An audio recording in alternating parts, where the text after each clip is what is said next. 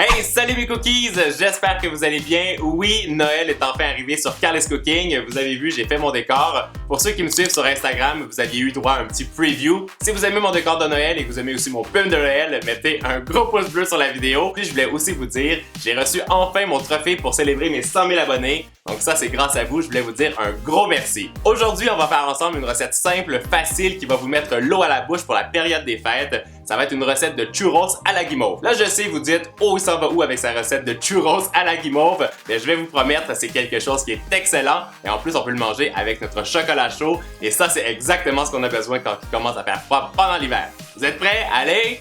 C'est parti! Pour commencer, on a besoin d'un mélange de sucre glace et de fécule de maïs et de la cannelle. Je verse la cannelle dans le mélange sucre glace et fécule de maïs, je mélange rapidement avec une cuillère et je saupoudre cette préparation sur une plaque de cuisson pour la recouvrir entièrement. Mon astuce pour la recette, moi je vous l'ai dit, j'adore tout ce qui est à la cannelle, alors quand j'ai saupoudré mon temps pour temps sur le dessus de ma plaque de cuisson, je rajoute un petit peu de cannelle en plus pour que ça soit plus prononcé, mais à la maison vous faites comme vous voulez. Allez! On continue! Je rajoute un petit peu de cannelle sur mon mélange de sucre glace et de fécule de maïs, qu'on appelle de temps pour temps, et on met ça de côté.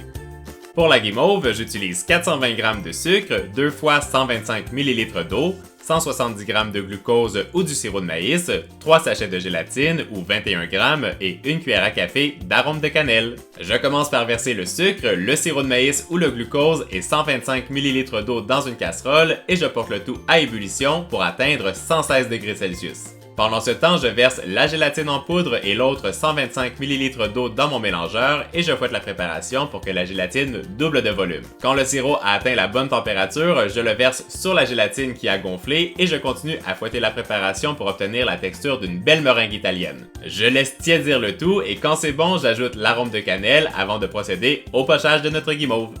Je l'ai mis dans une poche à pâtisserie avec une douille cannelée et je fais le pochage de nos churros sur la plaque de cuisson qu'on a préparée avec le mélange sucre glace, fécule de maïs et cannelle. Faites cette opération lentement et délicatement pour obtenir la forme la plus proche des churros. Alors, ça vous met l'eau à la bouche? Moi, si j'étais vous, j'irais me préparer un bon chocolat chaud.